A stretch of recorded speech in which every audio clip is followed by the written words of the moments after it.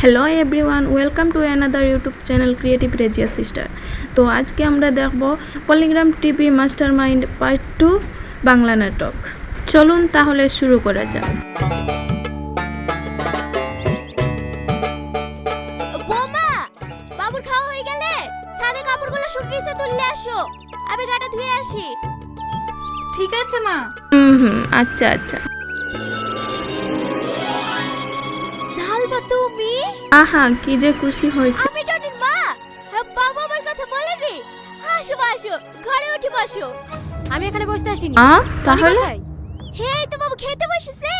হ্যাঁ বাবু, সালমা এসছে। মা খুশি হয়েছে। এইদিকে কোথাও এসেছিল নাকি?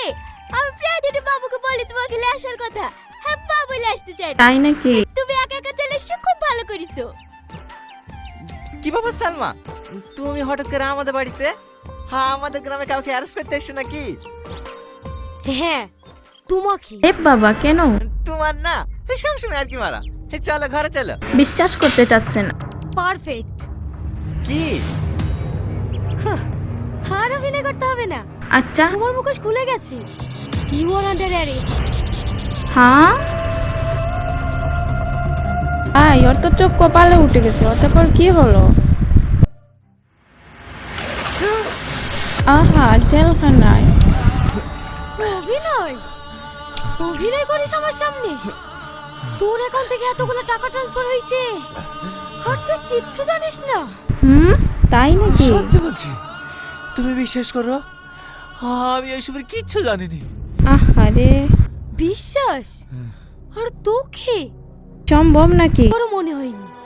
তোর এই ভোলা ভালা চেহারার পিছনে একটা শয়তান লুকিয়ে আছে। আসলে কি তাই?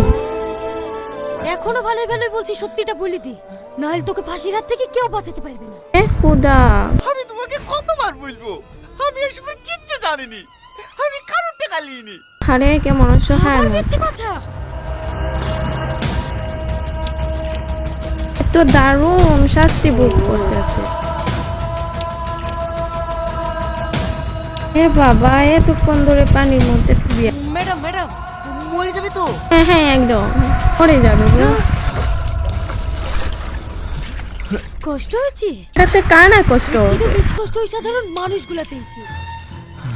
অনেকের মা বিনা চিকিৎসায় মারা গিয়েছে, আবার টাকার অভাবে অনেকের বোনের বিয়েও হয়নি। এই সব কিছুর জন্য দায়ী তুই। ওই বাবা, সত্যি নাকি?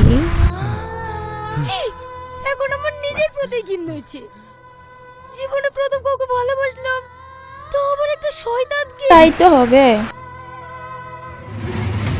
শাহিন, যতক্ষণ পর্যন্ত ও নিজের দোষ স্বীকার না করছে ততক্ষণ পর্যন্ত ওকে মারো। এরম শাস্তি? ঠিক আছে ম্যাম। সত্যি কি ওই দোষী? রাহুল, সামাদ। হ্যাঁ স্যার, ওকে 3rd ডিগ্রি টর্চার করো। ওর মুখ থেকে কিছু বেরোলেই আমাকে ইনফর্ম করবে। ঠিক আছে স্যার।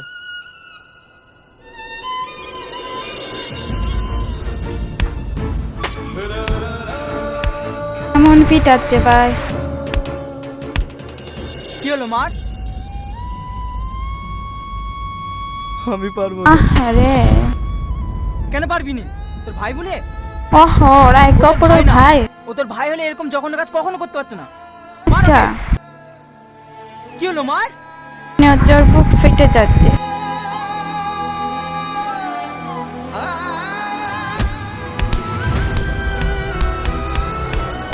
ওহো,